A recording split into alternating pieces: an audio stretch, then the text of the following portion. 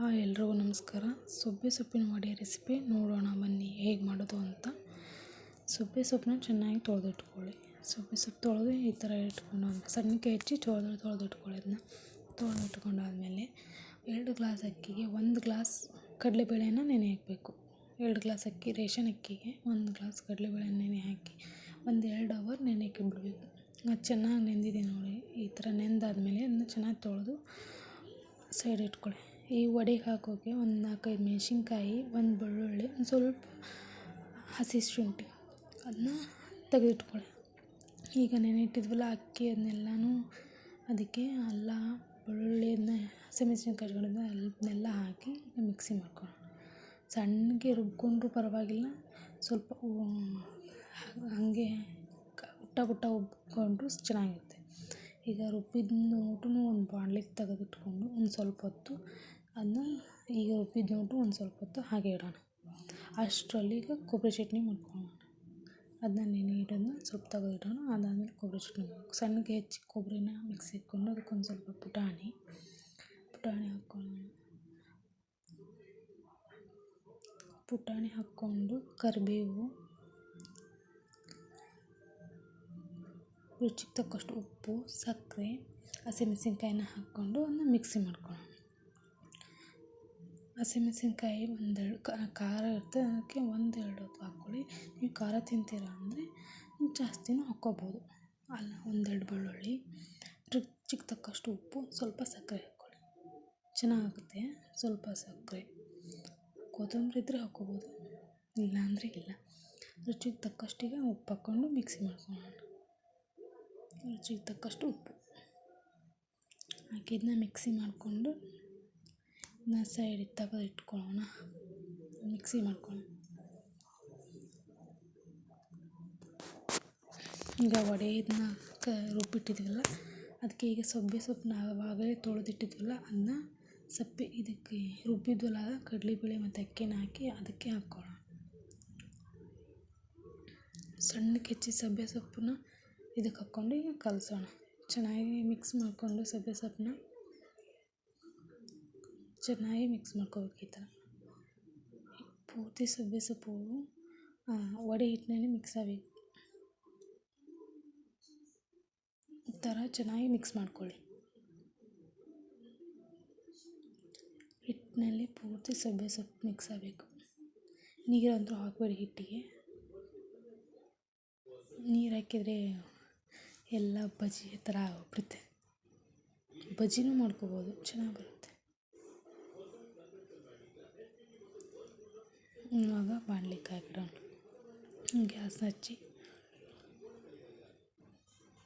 ಬಾಣಲಿ ಕಾಯಕ್ಕಿಟ್ಕೊಂಡು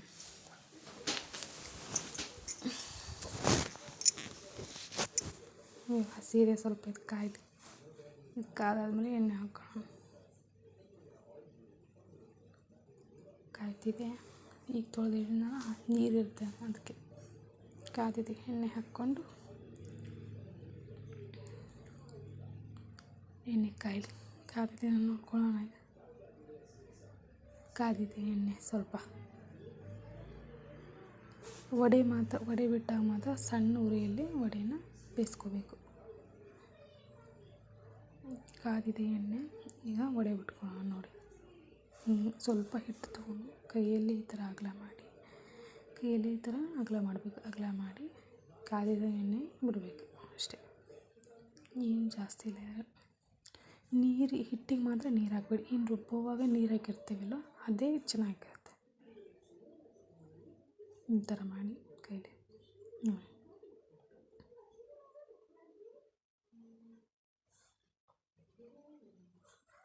ಇನ್ನೊಂದು ಸ್ವಲ್ಪ ತೊಗೊಂತ ಹಿಂಗೆ ಕೈಯಲ್ಲಿ ಅಗಲ ಮಾಡಿ ಎಣ್ಣೆಯಲ್ಲಿ ಬಿಡಬೇಕು.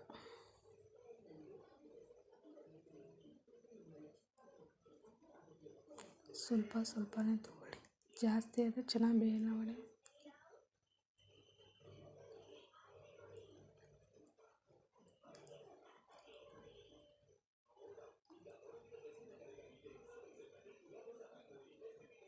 ಎಣ್ಣೆ ಕಾಣ್ತಿದೆ.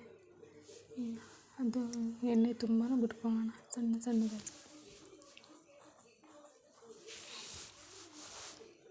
ನೋಡಿ. ನೋಡಿ ವಡೆ ಮಾಡೋದು ಭಾಳ ಸುಲಭ.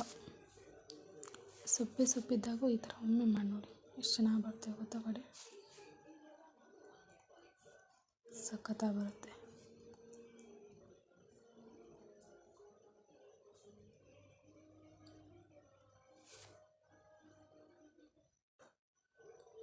ಕಾಯ್ತದೆ ನೋಡಿ ವಡೆ.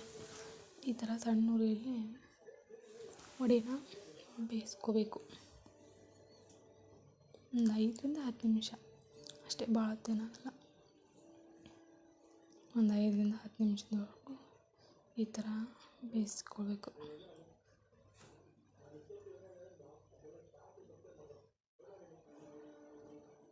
ಈ ಥರ ಹೊಳ್ಳಿಸ್ಕೊಳ್ಳಿ ವಡೆನ. ಒಂದು ಕಡೆ ಎಣ್ಣೆಯಲ್ಲಿ ಬೆಂದಿರ್ತವೆ.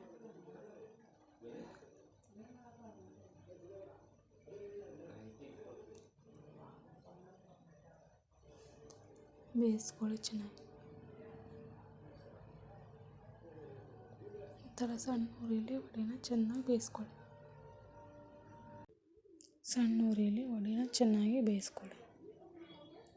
ಒಂದು 5ರಿಂದ 15 ನಿಮಿಷವರೆಗೂ, ಒಂದು 15 ನಿಮಿಷ ಅಲ್ಲ, ಒಂದು 10 ನಿಮಿಷದ ಮಟ್ಟ ಆದರೂ ಚೆನ್ನಾಗಿ ಬೇಯಿಸ್ಕೊಳ್ಳಿ.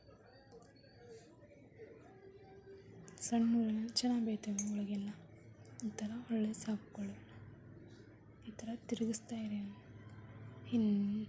ಒಂದು ಕಡೆ ಬೇಯತ್ಲೆ ಇನ್ನೊಂದು ಕಡೆ ಹೊಳ್ಳಿಸಿ ಬೇಯಿಸಿ. ಹಾಗಂದರೆ ಚೆನ್ನಾಗಿ ಬರುತ್ತೆ. ಒಂದೇ ಕಡೆ ಬೇಯಿಸಿದರೆ ಒಂದು ಕಡೆ ಹಸಿ ಇರುತ್ತಲ್ಲ, ಅದಕ್ಕೆ ಈ ಥರ ತಿರುಗಿಸಿ ಬೇಯಿಸ್ಕೊಳ್ಳಿ.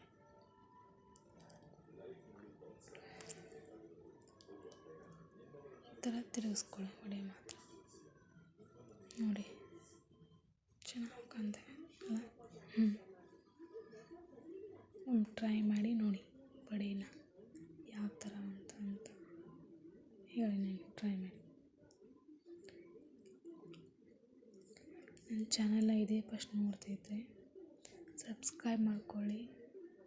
ಒಳ್ಳೊಳ್ಳೆ ರೆಸಿಪಿಗಳನ್ನ ಕೊಡ್ತಾ ಇರ್ತೀನಿ. ಕನ್ನಡತಿ ಯೂಟ್ಯೂಬ್ ಚಾನಲ್ನ ಯಾರ್ಯಾರಿನ್ನೂ ಸಬ್ಸ್ಕ್ರೈಬ್ ಮಾಡ್ಕೊಂಡಿಲ್ಲ, ನನ್ನ ಚಾನಲ್ನ ಸಬ್ಸ್ಕ್ರೈಬ್ ಮಾಡ್ಕೊಳ್ಳಿ ಅಂತ ಹೇಳ್ತೀನಿ. ಒಳ್ಳೊಳ್ಳೆ ಅಡುಗೆ ರೆಸಿಪಿಗಳನ್ನ ಕೊಡ್ತಾ ಹೋಗ್ತೀನಿ ಅಂತ ಹೇಳ್ತೀನಿ. ಟ್ರೈ ಮಾಡಿ ನೋಡಿ.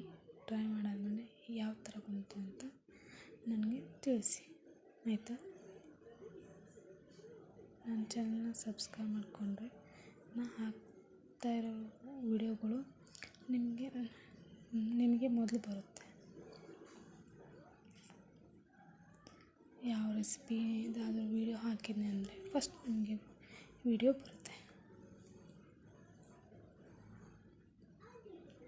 ಈ ಥರ ಗೋಲ್ಡನ್ ಬ್ರೌನ್ ಬರೋವರೆಗೂ ಚೆನ್ನಾಗಿ ವಡೆನ ಕರ್ಕೋಬೇಕು. ನೋಡಿ ಈ ಥರ ಈ ಕಲರ್ ಬರೋವರೆಗೂ ವಡೆನ ಕರ್ಕೋಬೇಕು ಎಣ್ಣೆಲಿ. ಬಂದಮೇಲೆ ಒಂದು ಪಾತ್ರೆಗೆ ತಕ್ಕೊಳ್ಳಿ.